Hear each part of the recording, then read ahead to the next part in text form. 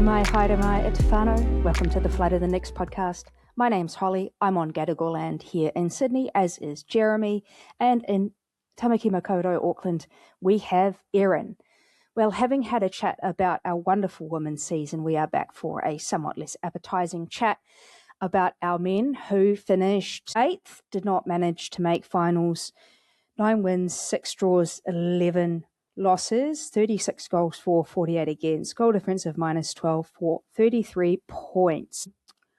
I think some of our biggest talking points, and we'll get to that, is the departure of our coach of a number of years. We can also have a chat of some of the players who really made a big impact and some who maybe didn't. But I think overall it was a pretty disappointing season. We did actually do better than last season, I believe. So that's an improvement. But I think, again, with the 3 derby losses, that was already a bit of a kick in the teeth in terms of how the season was going. And that was at the point at which Chiefy resigned after that 5-0 derby loss. We were potentially on a run to make, like, scrape into finals. Despite Greeny's good run at the end, it was not enough. Erin, what's your sense of the season overall? Honestly, I think in terms of where I thought we were going to be, this is kind of it. I don't think that I'm necessarily shocked that we didn't make finals. But, we also weren't the worst team in the league, which is great to see. But, at the end of the day, it's actually still a pretty tight table. We were, two more wins and we would have been in the finals. It was probably a lot closer than people think. And sure, we didn't make them, but a few of those results, if we kind of put them our way, we would have made the top 6. So I just think it shows that this season was an interesting one in terms of, I think a lot of the teams were all pretty similar. And coming into the season, I didn't have high hopes for the team. And I think that parts of the season, they actually impressed me. And I actually thought that, we could get something and we could maybe get to finals. And we're actually punching above our weight based on kind of the players that we had. And then we punched below our weight and started, losing and didn't quite make it to the end.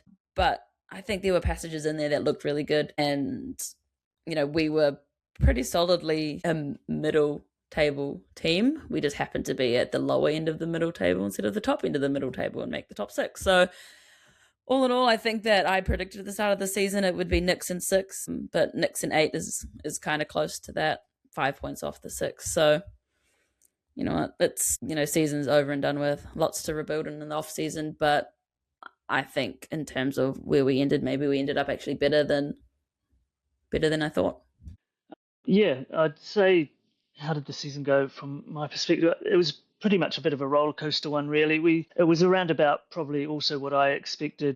It was definitely a hard one going into it to know exactly how we would be. I feel like a bunch of our imports sort of were unknown commodities in a way. So it was sort of just hard to know exactly how they were going to bed in and work in. And then the few that we did know, Nagasawa, Ishige, Olawayemi, also, they hadn't had the greatest season last season. So you sort of maybe didn't have the highest of hopes with them, but we did see improvement. So that's good. And then also, it was hard to know as well, I guess, with Chiefy re-signing and us being told there was going to be this new style of play that would be happening. And so it was kind of like, how is this going to work? Is it going to work? And I mean, it was pretty interesting style of play. It definitely made for, when they actually stuck to it, they sort of did give it up a wee bit through the season, but when they were doing it, I mean, we were conceding a bunch, but it was quite exciting games and definitely more exciting to watch than it was last season, which last season kind of, especially by the end, felt quite dire. And it's one of those ones as well, until, you started with hopes kind of midway and they sort of slowly dropped down a bit as we went until then when Greeny came in, that sort of gave us that bit of excitement again and we could sort of see things beginning to work again. And I mean, up until quite late, it kind of gave us that little bit of hope, which, I mean, it was helped by the fact, as you say, the the table was very tight. The teams were on all quite a similar level, but it just meant that, it was quite late before we figured out that we weren't going to make it, I suppose. Let's talk about some of those signings and those major players. So we'd lost major departures prior to the season. Wootton and Sutton, which I don't think were much of a loss. Costa, he's gone somewhere worse and gotten the spoon. Collar, who I did actually miss a little bit. Checo. And this was actually during the season. Ishige, we lost him because he tore his ACL and basically he took a mutual with the club. Major signings for this season, though, including the January window, Armiento, Azir, Miljosnic, Kartum Singh, Tuiloma, and James. I feel like, I think the obvious one there is Azir has made a huge, huge impact. Some of the others, Armiento was great under Chief, but then sort of was not, obviously didn't fit into Greeny's plans, which is a pity because he was really able to just unleash one and score a goal. Miller barely played. Kartum sort of didn't really do much when he was on the field, I feel like. Bill with all the potential, but also just made some terrible mistakes. Sapri, now I know he didn't play very much. I know that he was injured a lot, which is kind of his deal. The MacArthur game where he did come in, he looked several steps behind the pace, and I didn't manage to watch the England game yesterday morning with the All Whites, but it sounds like he's still not really fit for playing. What are your thoughts sort of on the, who's worked out well, who might have worked out a little bit better? Jeremy? Yeah, so worked out well. Eze, obviously. Eze, going into it, we really didn't know what his level was going to be. I don't think any of us particularly followed the Iraq League, so it was kind of, didn't really know what his goal tally there really meant for us in the A-League. But, I mean, the fact that he ended up, what was it like? Was he one goal off the Golden Boot in the end? Or one or two? One or two, yeah, maybe two. Considering it was how low on the table we were, I think that's a hell of a good return there. And yeah, he was great. He was just the sort of person who, he never gave up as well. He's just constantly like fighting for the ball. Opposition teams didn't really know how to deal with him. He just kind of never really gave up there. And then, yeah, as you say, Miljosnic, we never really saw him, so you sort of half the time forgot he was even on the team, to be honest with you. Sander Khartoum, we didn't see much of, and when he did come on, apart from I think 2 really good goals, he sort of was quite anonymous most of the time, and especially in the final game where he got to start, and I was kind of quite excited to be seeing him and be like, okay, finally we'll get to see what he can potentially do, and he was quite anonymous, and then it was sort of like, okay, I can kind of see maybe why he hasn't been selected.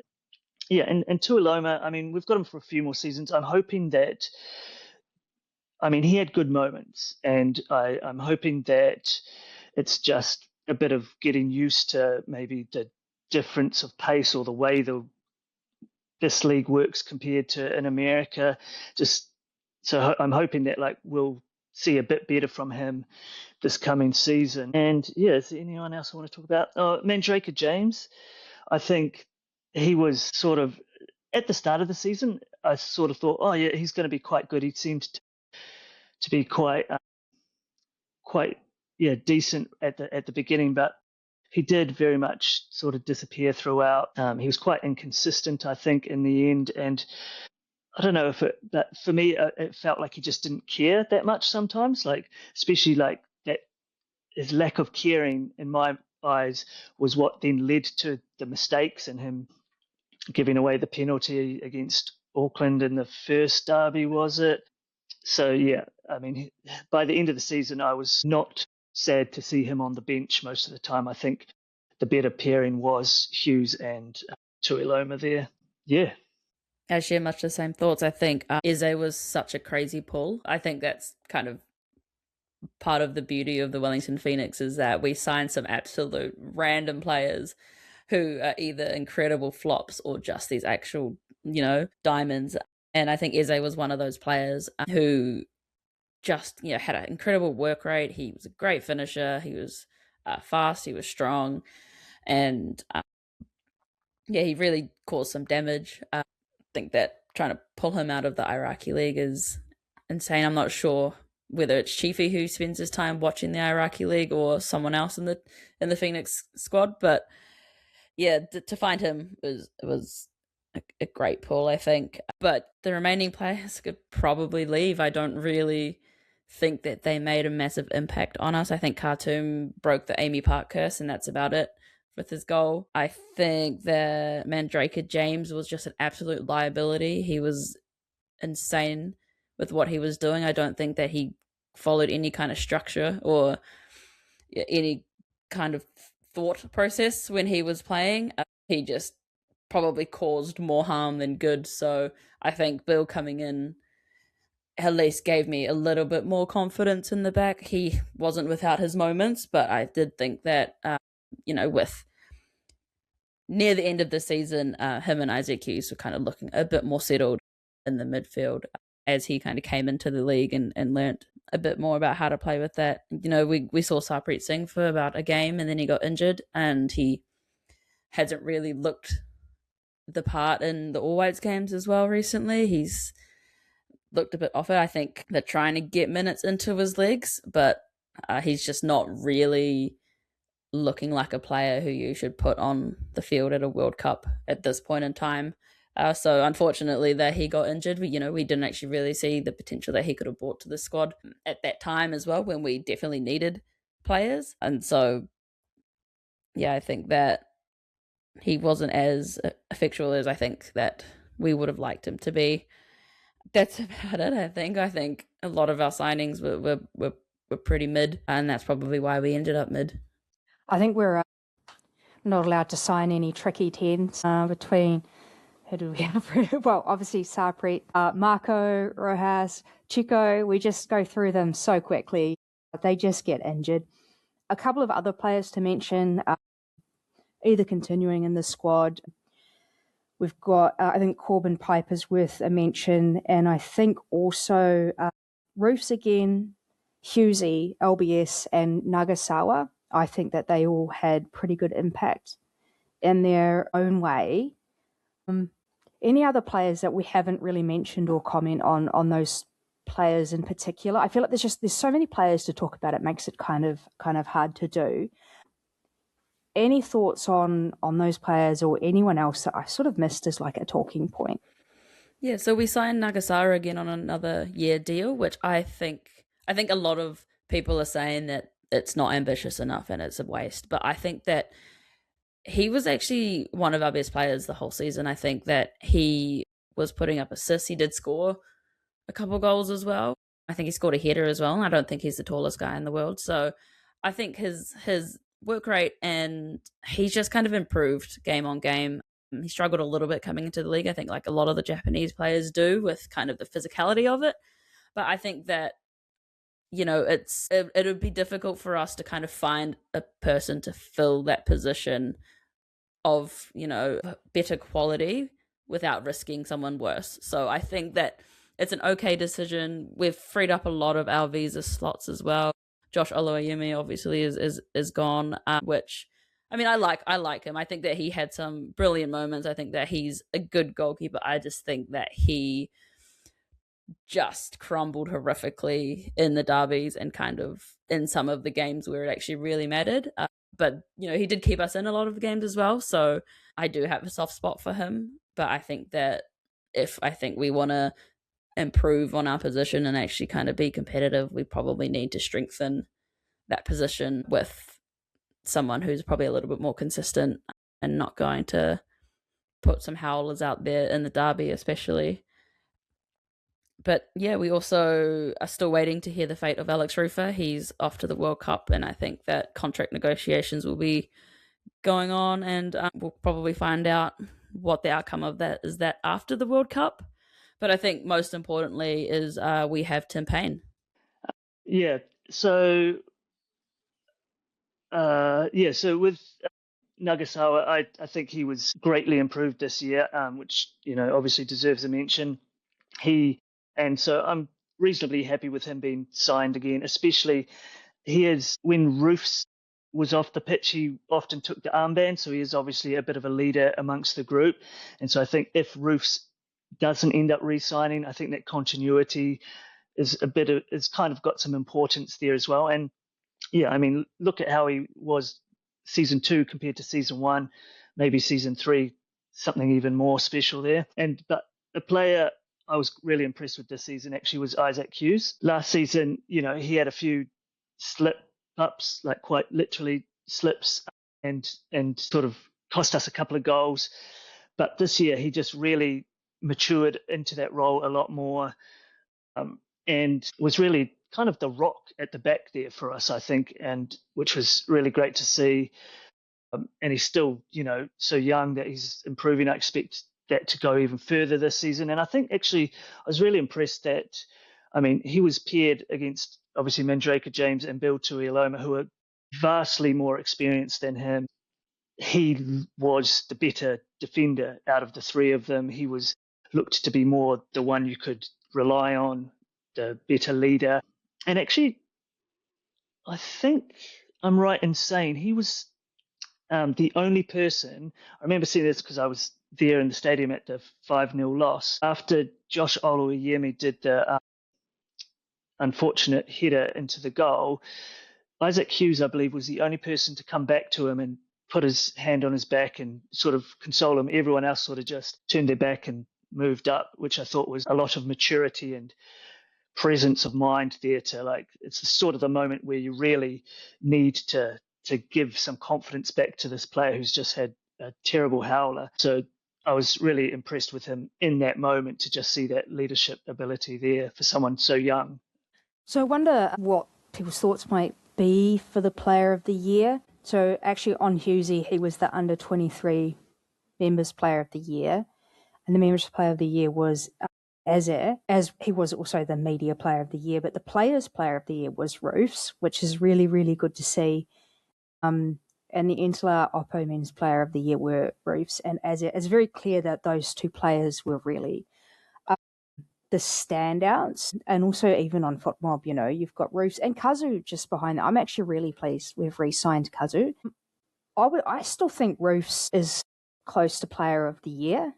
Otherwise, probably Azar. What would you guys say about it? So it's a hard one for me between those two in a way, Eze and Roofs.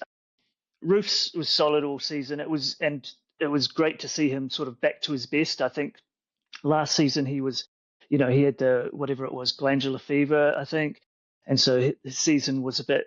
He wasn't at the top of his game that season, but I think this season we were starting to see sort of more the form that he was in 24-25, and any game that he didn't play, you really knew he wasn't there, which for his sort of position is probably the main time that you'll notice it. He does a lot that you don't see. So, I'd be happy with him being player of the season, but also, Eze, just his impact was massive. And I think what helps him in the debate, I suppose, as well, is that I don't think anyone really had much expectations for him because he was such an unknown.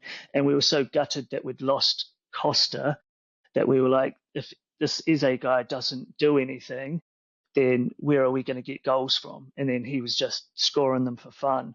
So I can sort of see an argument for both of them in that, in all honesty. But yeah, Roofs is probably my favourite player in the squad. So, I'm always happy to edge it for him.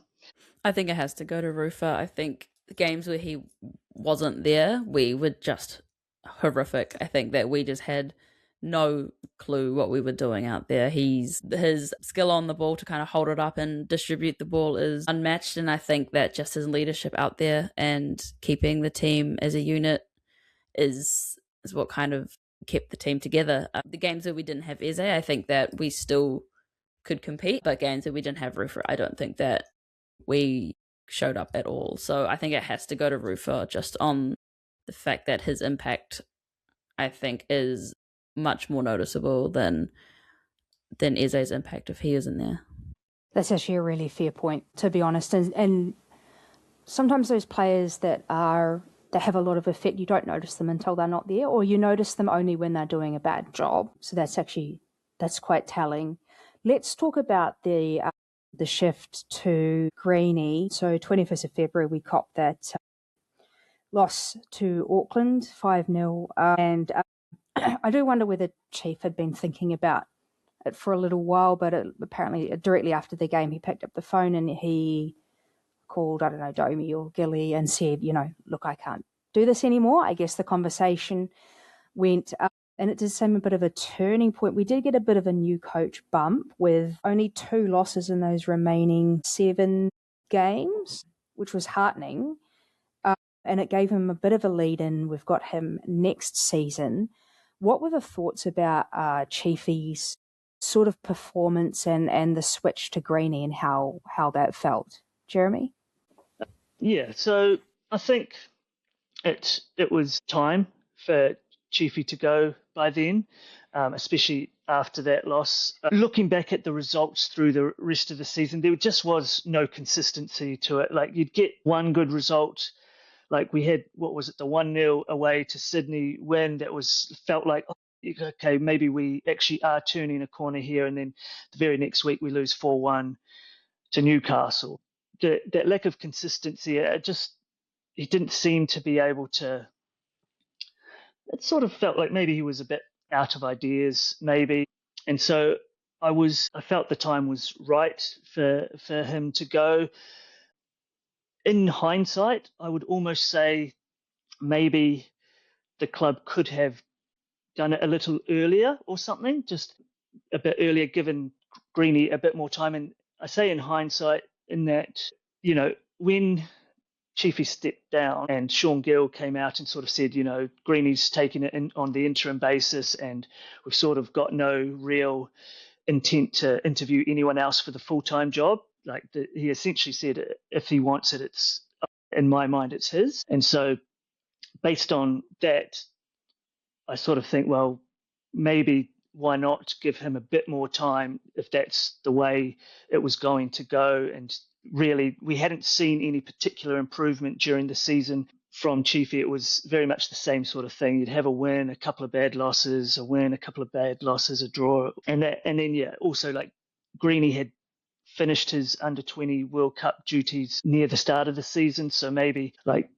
he was free, I would imagine. So maybe it could have come in a bit earlier. But as I say, it's hindsight. At the time, I was hoping that Chiefy could turn it around because I like the guy. I think he's a very good analyst of the game. He's very honest and open with his answers to anyone, media, fans. So I was hopeful that he could turn it around, and I did want him to get a derby win. I felt like I just really wanted him to get that. But yeah, in hindsight, maybe just if Greeny had been given a bit more time, he could have potentially actually gotten us into the 6, and it would have looked like we had a bit more momentum going into next season. But yeah.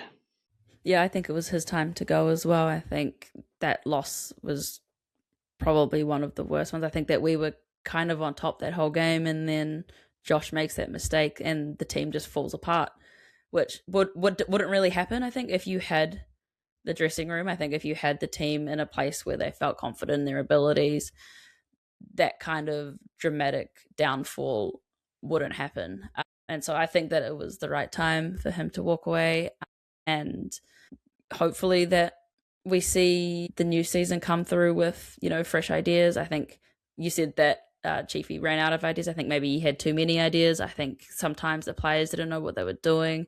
I think, maybe he was too tactical and tried to make things work when the players just had got a bit lost. Maybe there was a lot to it. I don't know the actual reasons behind why it wasn't working, but his ideas weren't working, and I think we needed something fresh to kind of come in, and I think we saw that a bit. I think the players put in some really good performances when the coach changed over. We saw a lot of people, I'd say, playing for the badge. I think they played really, really well and just kind of fought till the end, which we didn't quite see earlier in the season. So I think, some of the mana was restored in the dressing room, and we kind of had this team back who looked like they had a sliver of a chance to make finals and kind of give the fans a good ending to the season. I think, we didn't make it, but I think that it was a lot more hopeful. But now we just hope that in the off season that Greeny is kind of given the resource he needs to help actually build a team and build a team that he wants to build as well.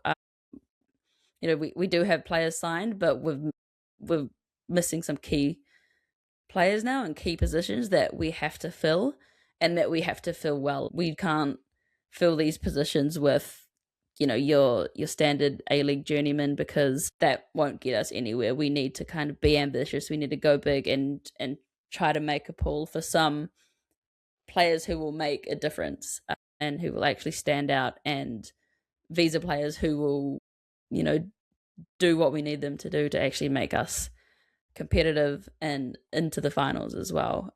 And that comes with resource and backing from the club. Otherwise, we're kind of setting Greeny up to fail if we've handed over the reins but not given him the resources to kind of build what he needs to build to get this team back into the top. Yeah, some of it comes down to money, doesn't it?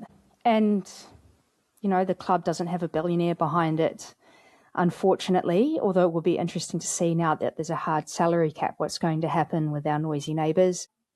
I guess the question is then, how do we feel we'll do next season? We don't have that many people who are guaranteed to stay. I think Corbin Piper is one of them, and Nagasawa we've still got, and we've got, oh God, sorry, I made a list somewhere. Actually, not that many. Who are we keeping? We've got Karen? Bill, we've got Hughes. Bill, sorry, Hughesy as well. We got the Kelly Helds. We got Luke Brooks-Smith, I'm pretty sure. Oh, yeah, I think so. Tim Payne as well. Timmy, yes, hopefully him. But it will be a bit of a clean out. I think at least it's quite a clean out of our visa players. Anyway, okay, well, without knowing, and I think some of this hinges on whether we're going to get Rufa back. And obviously the club has tried, and apparently Greeny has said in the last few days that it's still under negotiation, and the club are willing to wait to see, for him to make a decision. And we've apparently put in a very, very, very, very good offer. So it's potentially whether he wants to go overseas, or maybe the Jets have offered him something crazy. I don't know. I think a lot of our season kind of hinges on whether we can keep him. It sounds like the club has done their absolute utmost to put the best offer they can on the table. I think we've got some good core players otherwise. But are we going to be... It's going to still be that same mix of a lot of academy players or academy products, some sort of middle of the range Australian players, and then hopefully a couple of banging visa players. It's hard to see that crystal ball, but surely we can do better than 8th next season.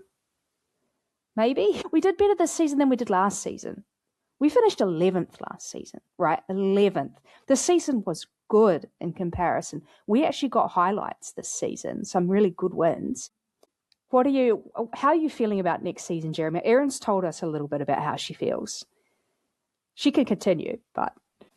Yeah, so I think, as you say, a lot does hinge on Roofs, I think, because he's the sort of player that is so good in that position. It's if we don't have him, there isn't that much quality, there isn't that many players of that quality just hanging around in Australia and New Zealand. It'll be hard to fill that slot with a local, so a New Zealand or Australian. If he doesn't re-sign, we may have to use an import slot on that, because there's just no one sort of his quality just hanging around, I suppose. One thing I was thinking just before that worried me about the whole contract thing was that with the hard salary cap coming in next season, it may hamper our ability to give a better offer than other clubs, because usually he's been with us for so long that we'd be able to have the loyalty thing where only a certain percentage would count towards the cap and we'd be able to go more. But now that, unless we made him our marquee, which I think there's one marquee allowed this season still. Therefore, yeah, unless he was made our marquee, we probably can't offer a huge amount more than anyone else because we're all on the same budget, I suppose. But that's me just catastrophizing there a bit, I suppose. So yeah, I feel like a lot hinges on that. But other than that, it is hard to look into next season and see what we're going to have. A lot of players are off contract. We've got a lot of spots to fill, and as yet we don't really know how we're going to fill them. And I guess with the World Cup, it's going to mean it's all going to come together a bit later than it would usually as well.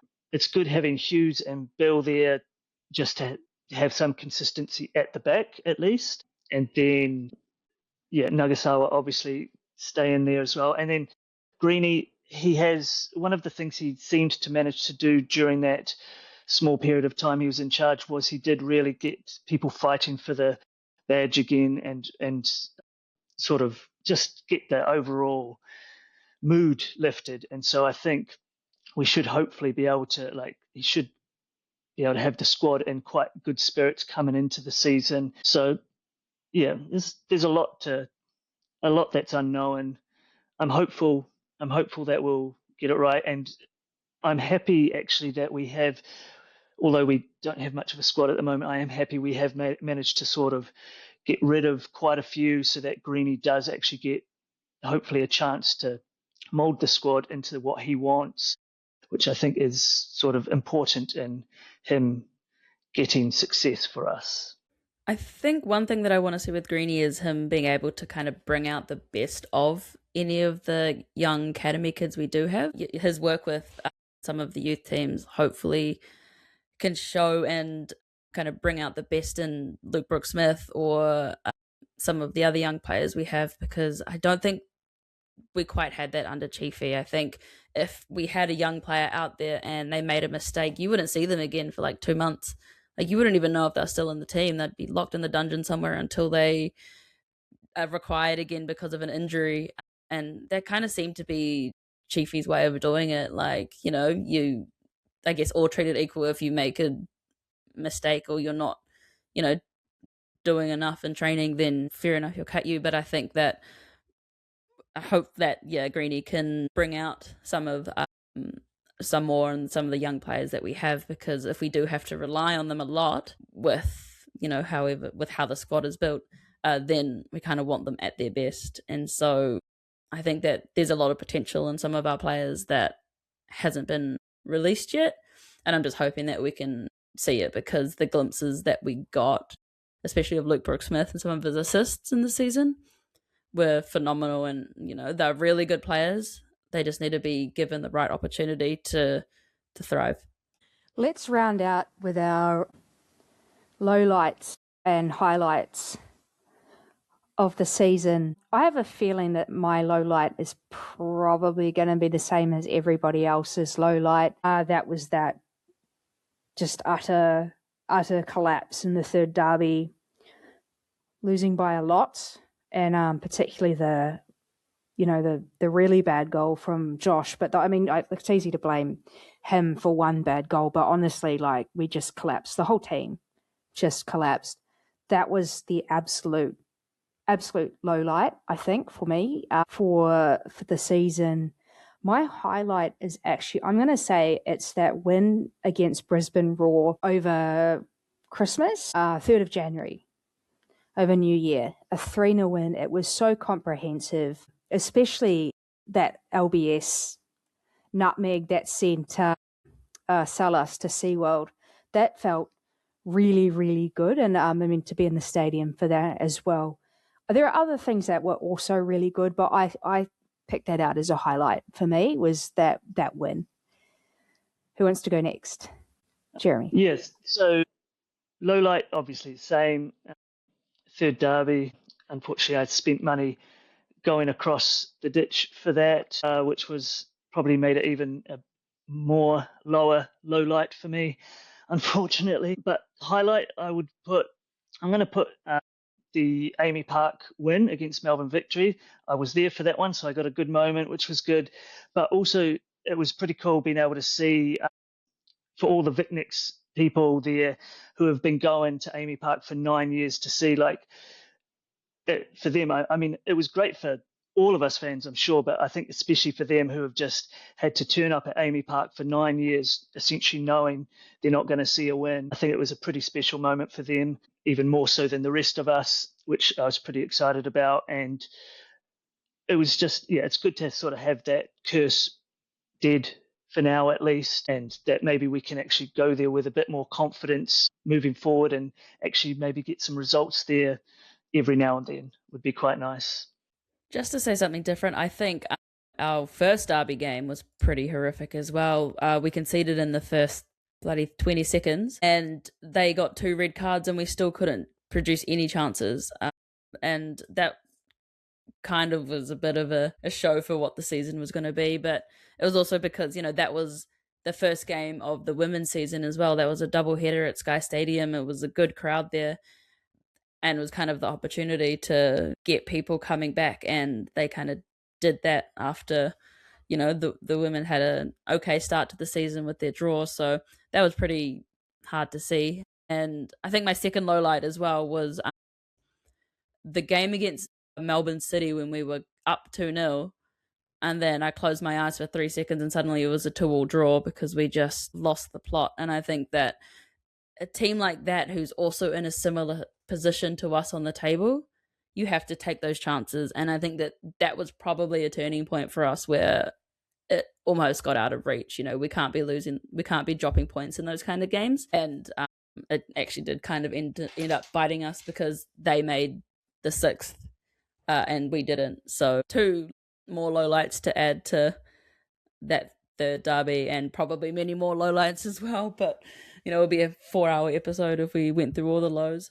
But for highs for me, building on what Holly said with that Brisbane game, was probably all the Brisbane games this season. We got 9 points from them, which I think is crazy, seeing, we were pretty inconsistent across the season, but to get 9 points from them was great. Our first game against them, I believe, is when it was kind of all tied up at 1-1, and then Armiento hits this absolute rocket on his left foot in the 90 plus 6th minute to claim those points. And I think that was such a good win for us in that point of the season where we kind of hadn't been really getting any results. That one felt good and continued on that form against Brisbane for the rest of the season, which was great. Any final thoughts to sum up our men's season? No? Okay. Well, thank you so much for joining us and have a great off season. We will see if we can pop in and out with, we'll see if we can get some interviews or something like that. But otherwise, enjoy the World Cup. We know that Tim Payne is going to score a hat trick every game, and we'll be lifting that coveted trophy at the end of the final. It'd be great. It's going to happen. Have some faith. Have some faith. All right. See you later. Makua.